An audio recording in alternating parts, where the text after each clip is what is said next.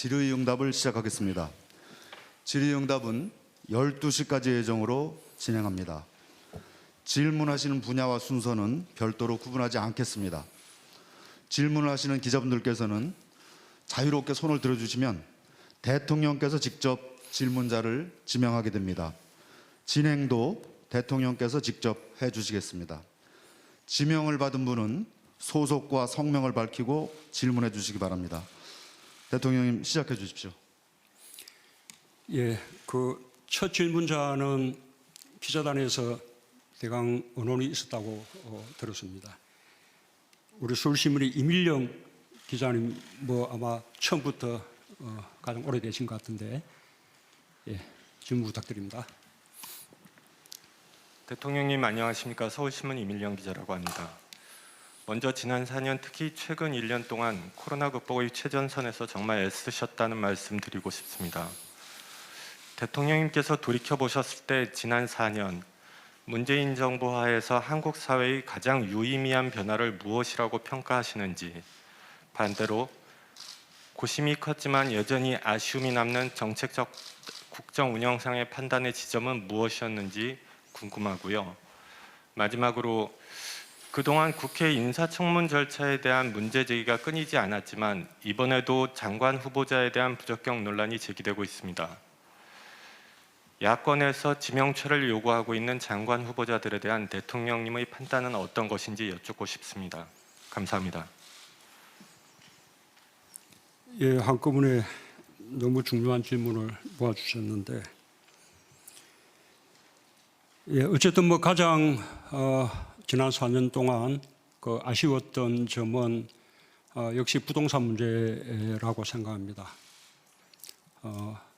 부동산 가격을 안정시키겠다는 그 목표를 이루지 못했고, 또 지난 보궐선거에서도 그에 대해서 아주 엄중한 그런 심판을 받았습니다.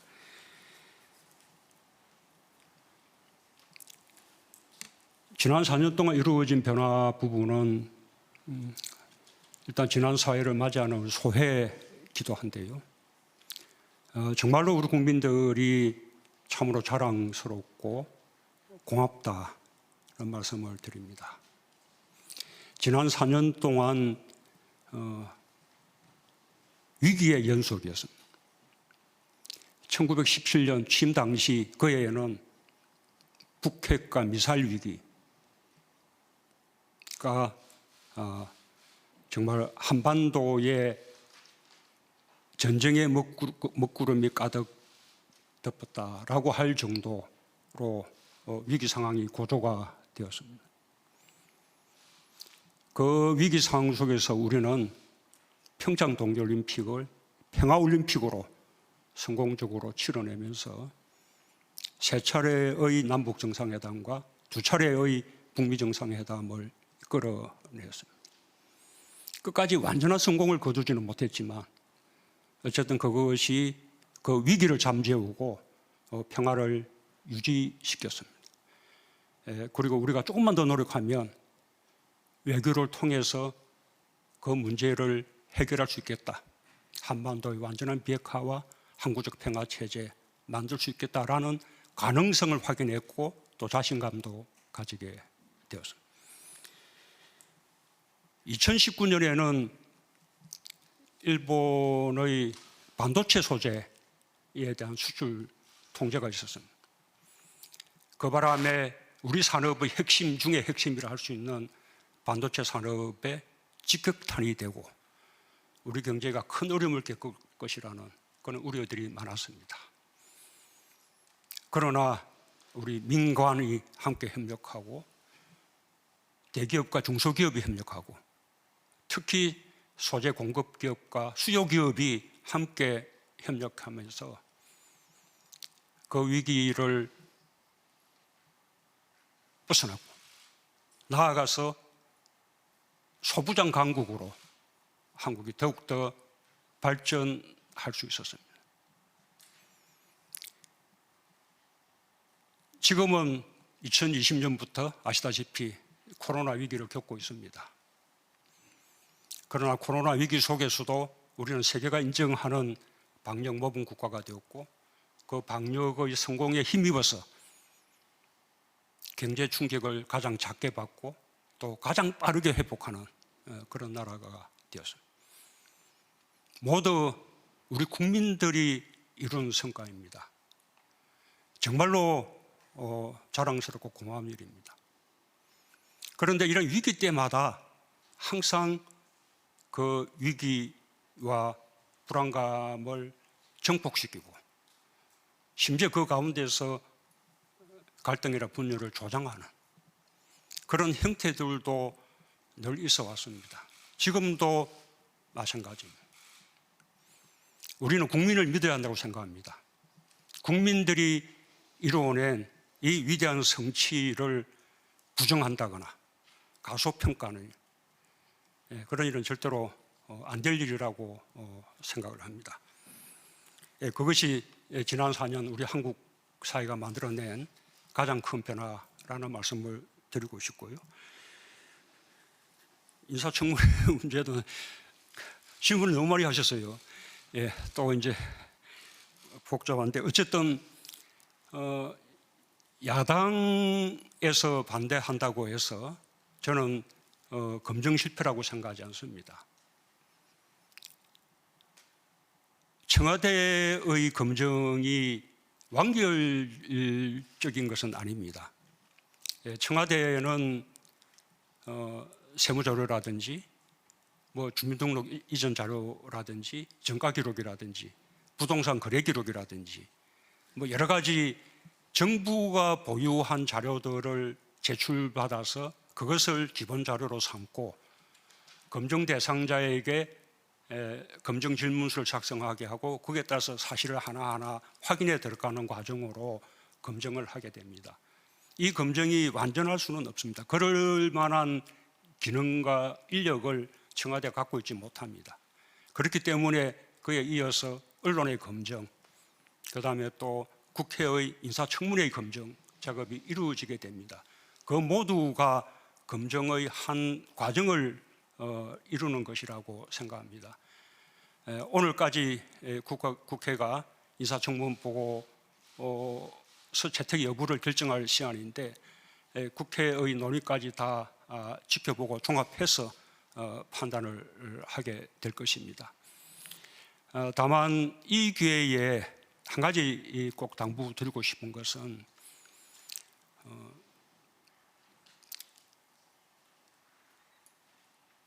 대통령은 정말 유능한 장관, 또 청와대 같으면 유능한 참모들을 발탁하고 싶습니다. 아마 국민들도 그래야 한다고 생각하실 겁니다. 최고의 전문가들, 최고의 능력자들이 국정을 이끌어야 한다고 생각하실 겁니다.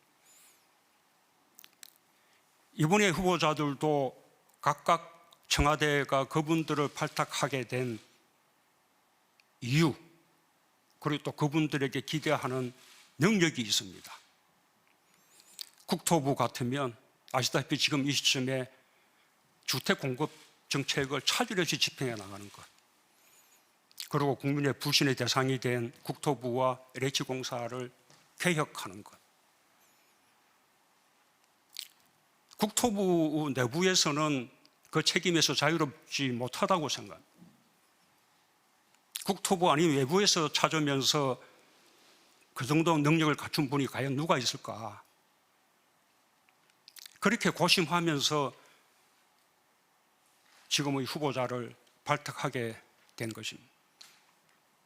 해수부 장관 후보자라면 한진해운 파산 이후에 몰락했던 우리 해운산업 다시 재건시키는데 큰 역할을 했습니다. 앞으로 한진해운 파산 이전의 우리 해운 강국의 위상을 되찾는 것이 지금 새롭게 해수부 장관이 맡아야 될 역할입니다. 그에 대한 기대를 가지고 그 점에 있어서 최고의 능력가라고 판단하고 장관 후보자를 지명했습니다. 가기부 장관도 마찬가지로 과학기술 분야에 대한 훌륭한 능력과 함께 지금 우리의 반도체, 인공지능, 디지털 경제, 여러 가지 혁신적인 경제들이 빠르게 성장하면서 이 일을 감당해야 될 전문 인력들이 태부족하다. 기업들은 사람을 구할 수 없다고 하소연합니다. 많은 노력을 기울이고 있습니다만 그렇습니다. 심지어는 외국에서 유능한 인재를 영입해 와야 된다. 과기계에 그런 말씀들도 많이 하십니다. 그런 과기 분야의 인재를 늘리는 가장 중요한 방법 중에 하나로 제시되고 있는 것이 여성들이 보다 많이 과기계 쪽에 진출해야겠다. 지금 우리 여성들 진출이 가장 적은 분야가 과기 분야예요. 그러나 여성들이 진출하려면 그런 성공한 여성들을 통해서 보는 로망 또는 그 롤 모델 이런 게 필요합니다. 그런 많은 생각을 담고 지금 여성 후보자를 지명한 것입니다. 제가 말씀드리고 싶은 것은 제 판단이 옳다는 것이 아니라 이렇게 왜 이 사람을 발탁했는지 하는 그 발탁의 취지와 이분에게 기대하고 있는 능력과 그 다음에 검증 과정에서 드러난 또 이제 문제점들 또 어떤 부분은 흠결들 이런 부분들하고 함께 저울질해서 우리가 발탁 여부를 판단해야 된다는 것입니다. 그런데 우리 인사청문회는 능력 부분은 그냥 제쳐두고 오로지 흠결만 놓고 따지는 그런 청문회가 되고 있습니다. 무한주기식 청문회가 됩니다. 이런 청문회 제도로서는 정말 좋은 인재들을 발탁할 수가 없습니다. 자기 분야에서 나름대로 성공하면서 신망받고 살아온 분들이 이 험한 청문회에 무한당하기 십상인 청문회에 앉고자 하지 않습니다. 본인은 혹시 포부를 가지고 한번 그래도 무릎 서서 해보겠다라고 생각하더라도 검증 질문서의 그 답변 질문 항목이 배우자나 자식들에게까지 이러면 가족들에게까지 누를 끼치기는 어렵다라는 이유로 다들 포기하고 옵니다. 그렇게 해서 포기하는 비율은 여성들이 훨씬 높습니다. 저는 이제 임기가 얼마 남지 않았고 이제 청문회를 거쳐야 되는 인사를 할 기회가 별로 많지 않습니다. 저는 괜찮습니다. 저는 뭐 이대로 이렇게 해도 괜찮은데 적어도 다음 정부는 누가 정권을 맡든 더 이렇게 유능한 사람들을 좀 발탁할 수 있게끔 그런 청문회가 꼭 되어야 한다고 생각합니다. 누누이 말씀드렸다시피 도덕성 검증 부분도 중요한데 그 부분은 좀 비공개 청문회로 하고 그 다음에 공개된 청문회는 정책과 능력을 따지는 청문회가 돼서 양 두 개를 함께 저주할 수 있는 그런 청문회로 좀 이렇게 개선돼 나가기를 바람하지 않습니다.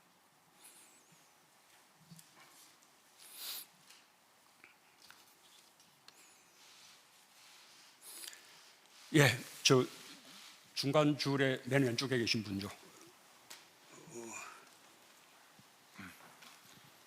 예, 파이낸셜 김호영 기자님. 예, 네, 맞습니까? 예. 네, 감사합니다. 취임 4주년을 축하드립니다. 파이낸셜 뉴스의 김호연 기자입니다. 남북 관계가 좀처럼 호전될 기미를 보이지 않고 있습니다, 대통령님. 앞으로 남은 임기 1년 동안 실현 가능한 목표 설정을 어떻게 하고 계시는지 궁금합니다. 그리고 아울러 최근에 미국에서 검토를 마친 대북 정책에 대해서 북한이 반대 입장을 반발을 하고 있는데요. 10일 후에 있을 한미 정상회담에서 어떤 중재 카드를 제시할 계획이신지 궁금합니다. 예.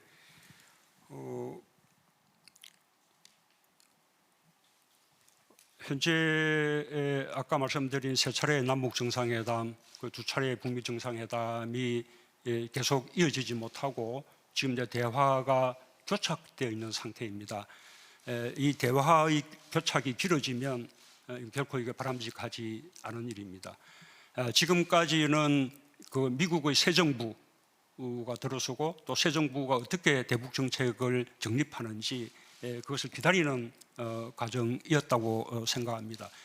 그 부분에 대해서도 미국이 전략적 인내 정책으로 돌아가지 않을까라든지 북한을 외교의 우선순위에 두지 않고 그래서 시간이 좀 많이 걸리지 않을까라든지 뭐 이런 이제 많은 우려들이 있었던 것 사실입니다. 그러나 미국 역시 이 대화의 단절이 오래 지속되는 것은 바람직하지 않다라는 생각하에 초기부터 우리 정부하고 긴밀하게 이렇게 조율하면서 협의하면서 빠른 시간 안에 대북 정책을 정립했습니다. 미국의 그 대북 정책의 전모가 다 밝혀지지 않았지만 어쨌든 우리 정부가 바라고 있는 방향과 거의 부합한다고 말할 수 있습니다. 일단 한반도의 그 완전한 비핵화를 목표로 하고 또 싱가포르 선언의 토대 위에서 출발하고 외교적인 방법으로 점진적으로 단계적으로 실용적으로 유연하게 이렇게 접근하겠다는 것입니다. 북한의 이런저런 반응이 있었지만 그 북한의 반응이 그 대화를 거부한 것이라고 생각하지 않습니다. 아마 북한도 이제 마지막 판단의 시간을 가질 것이라고 생각합니다. 다시 한 번 더 이렇게 마주 앉아서 협의할 수 있는 기회가 주어진 만큼 북한이 호응하기를 기대합니다. 그리고 그런 상황이 조성된다면 우리 정부는 총력을 다할 계획이다라는 말씀을 드리고 이번 방미에서 한미 정상회담을 통해서 북한을 대화의 길로 더 이렇게 빠르게 놓을 수 있도록 하기 위한 여러 가지 방안들에 대해서 더 긴밀하게 협의하고자 합니다.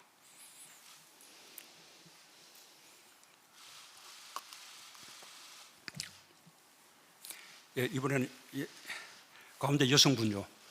아니 둘째 줄에 여성분. 예.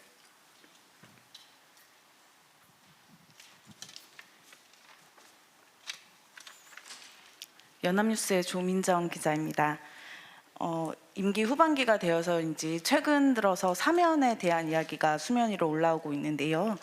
그 전직 대통령에 대한 사면 필요성을 새 서울시장과 부산시장이 건의한 바가 있고 또 이재용 부회장에 대한 사면 논의도 활발해지고 있습니다.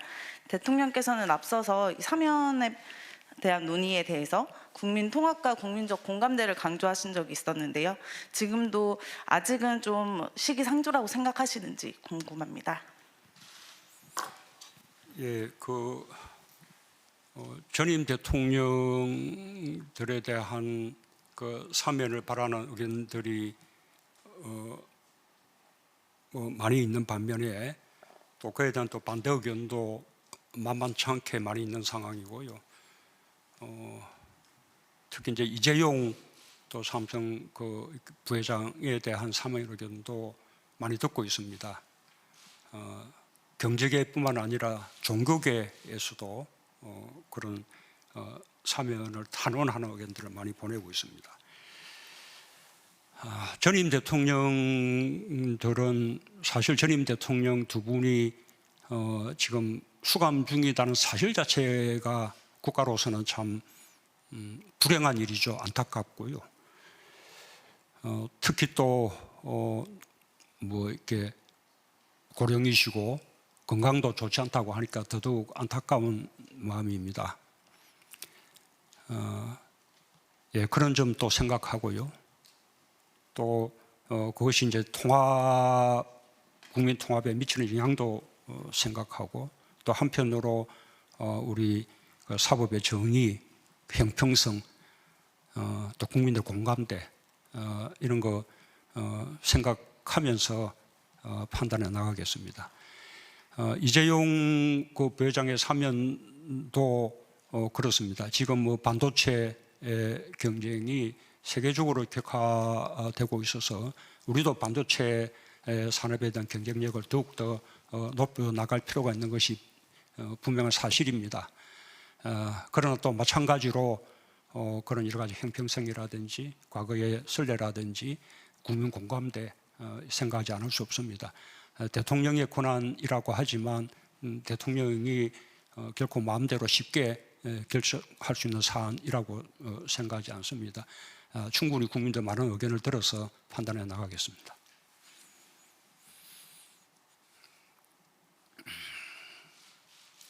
예, 앞에 우리 부산일보 박스코 기자입니다. 취임 이후 4년 동안 검찰 제도 개혁에 많은 영향을 쏟아오셨는데요. 검찰 개혁의 성과에 대해서 어떻게 평가하시는지 궁금합니다. 그리고 제도 개혁 문제와는 별개로 김오수 검찰총장 후보자의 정치적 중립성에 대해서 많은 국민들이 걱정하고 있습니다. 이런 우려를 불식하기 위해서 대통령께서 현 정권에 관련된 수사들, 울산시장 선거 개입 의혹이라든지 월성원전 사건이라든지 이런 사건들에 대해서 성역 없이 살아있는 권력이라도 봐주지 말고 철저하게 수사하라고 김오수 후보자에게 공개적으로 지시하실 의향은 없으신지요?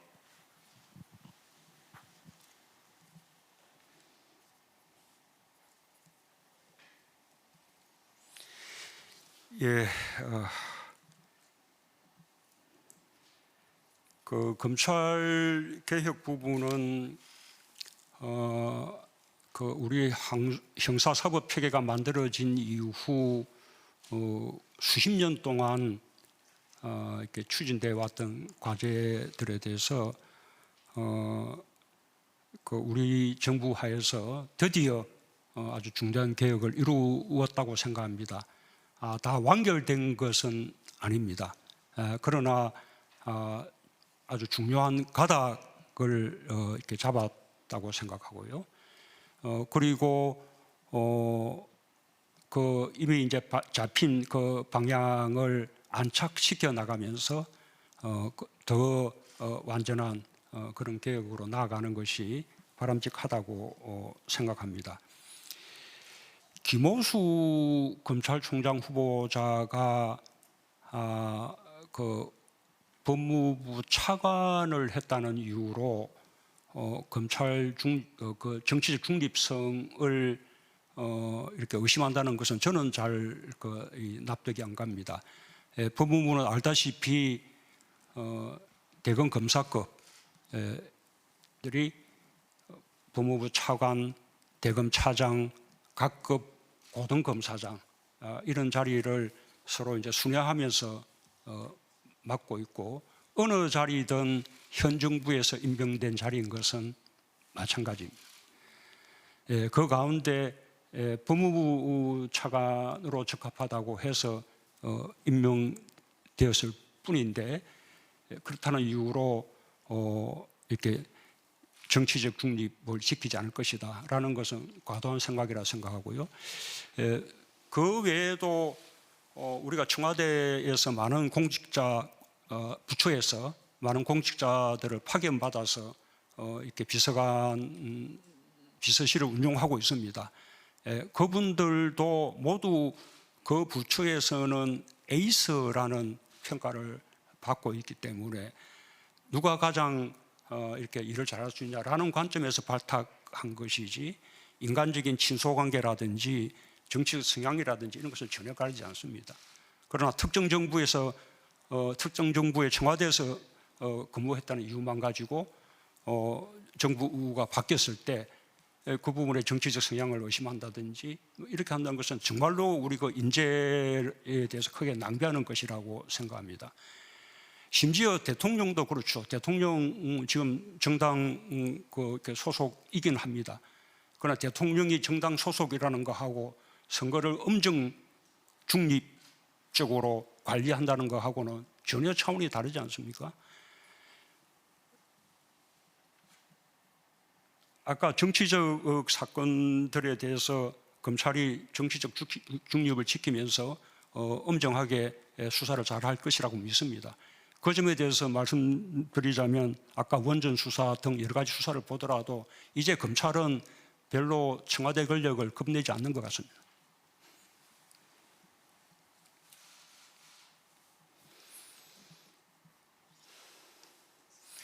이제 뒷줄에 가볼까요? 우리 카메라 앞에 있습니다. 예, 오마이뉴스 유창재입니다. 대통령님을 지지하는 이들 중에 이제 강성 지지자분들이 최근 문자 폭탄 활동이 민주당 내에 다양한 목소리가 나오고 있는데요. 이게 걸림돌이 되고 있다는 지적이 많습니다.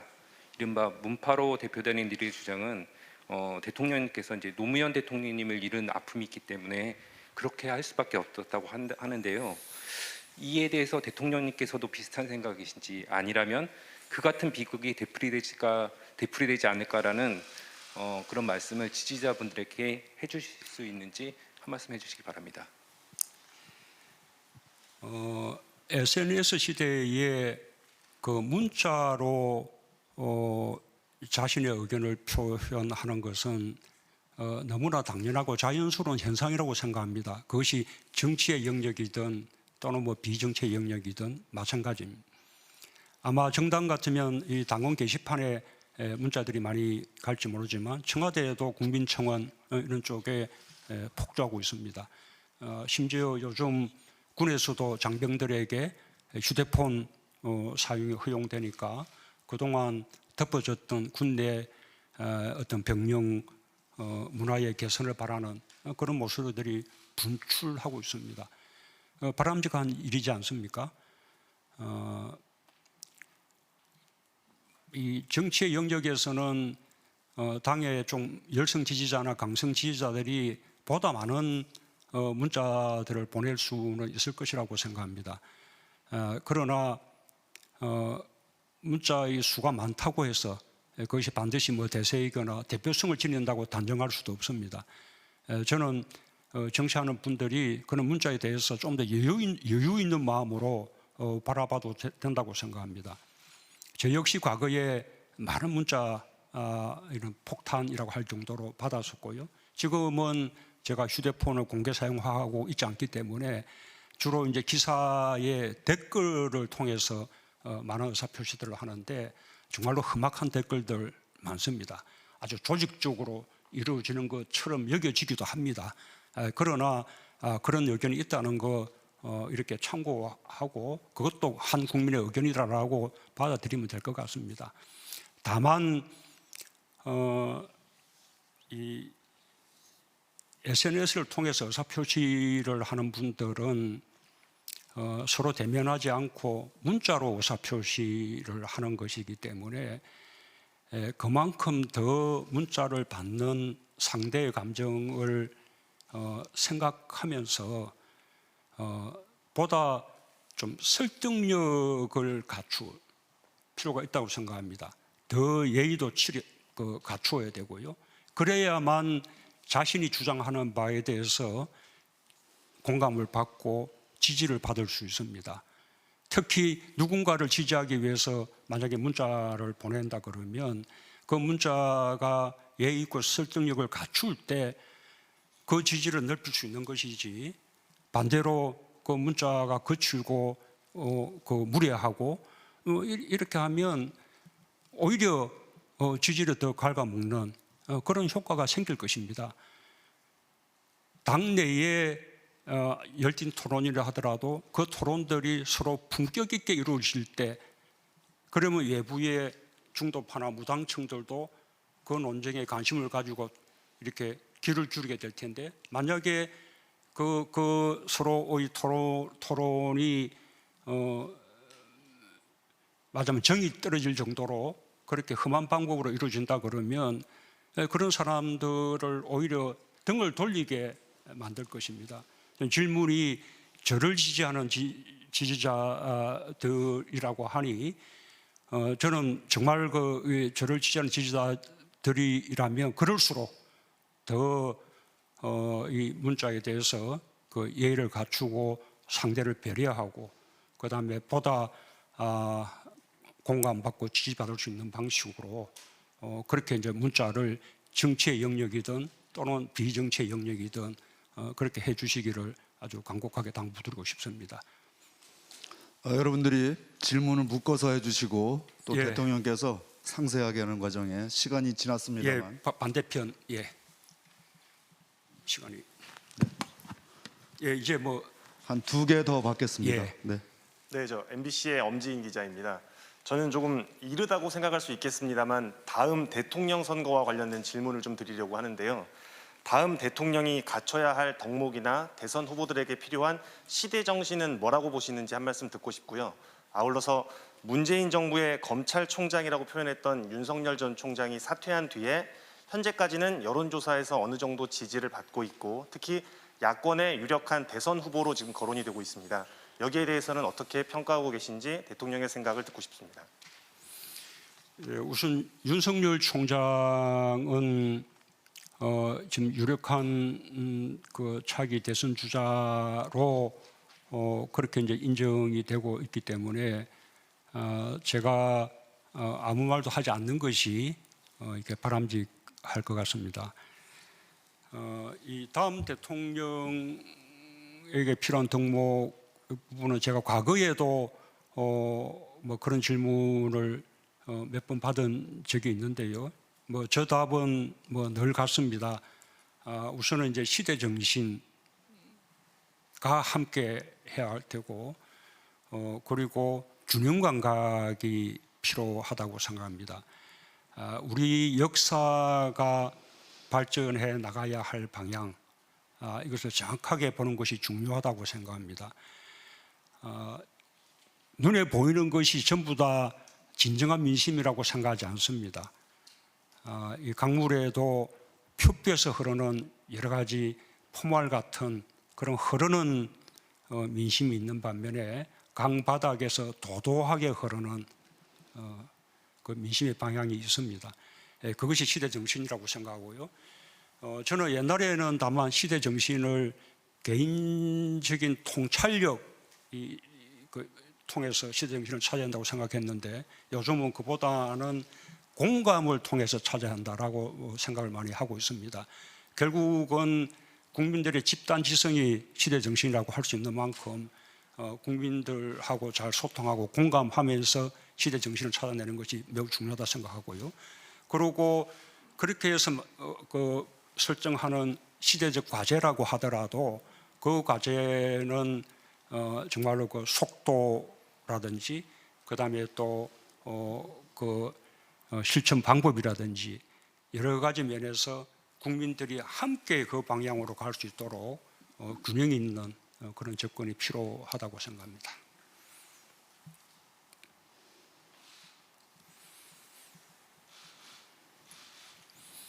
예, 이거 뭐 우리 소동수님 마지막으로 한 분을 지정해 보시든지요. 자, 마지막 하죠. 네, 마지막 질문 받겠습니다. 여기죠. 예.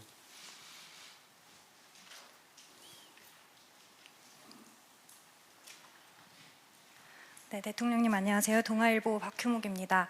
대통령님께서 아까 가장 아쉬웠던 점으로 부동산 정책을 꼽으셔서 마지막 부동산 정책 질문 드리겠습니다. 현재 집값이나 전셋값에 대해서 대통령님은 어떻게 평가하고 계시는지요? 그리고 또 여당에서 대출 규제 완화 그리고 재산세, 종부세 기준 상향 등을 추진 중인데 이에 대해서 일각에서는 정책 기조 후퇴라는 평가도 있습니다. 이에 대한 대통령님의 입장을 듣고 싶습니다.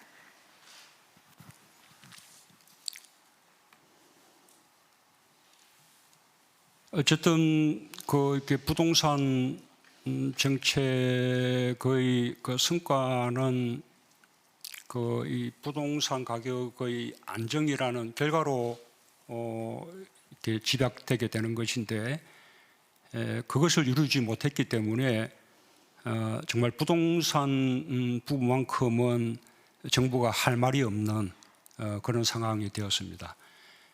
거기에 더해서 LH공사의 이제 비리까지 이제 겹쳐지면서 지난번 보선을 통해서 정말 엄중한 심판을 받았습니다. 정말 죽비를 맞고 정신이 번쩍 이렇게 들 만한 그런 심판을 받았다 생각하고요. 또 그런 자세로 남은 1년 새롭게 해나갈 필요가 있다고 생각합니다. 어쨌든 이제 부동산 정책에 대해서 엄중한 심판이 있었기 때문에 그 이후에 여러 가지 기존의 부동산 정책에 대해서 다시 한번 재검토하고 보완하고자 하는 그런 노력이 벌어지는 것은 당연한 일이라고 생각을 합니다. 다만 이제 우리 부동산 정책의 기조가 부동산 투기를 금지하자는 것과 그다음에 실수요자를 보호하자는 것, 그리고 주택 공급의 확대를 통해서 시장을 안정시키자는 것인데, 이 정책의 기조는 달라질 수 없다고 생각합니다. 이 정책의 기조를 지켜나가는 가운데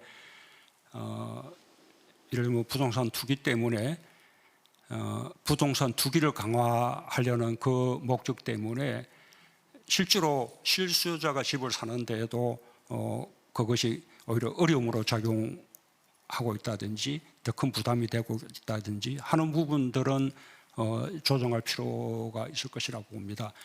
그런 부분들은 지금 이제 당정청 간에 논의가 되고 있기 때문에 제가 오늘 이 자리에서 바로 이렇게 말씀드리기는 어렵습니다. 당정청 간의 긴밀한 협의와 조율을 통해서 국민들이 공감할 수 있는 그런 부동산 정책의 보완을 이루도록 하겠습니다. 네, 이미 예정된 시간을 초과했습니다. 이제 질의응답을 마무리하겠습니다. 대통령 혹시 추가로 하실 말씀 있으시면 하시죠. 예, 수고하셨습니다. 예.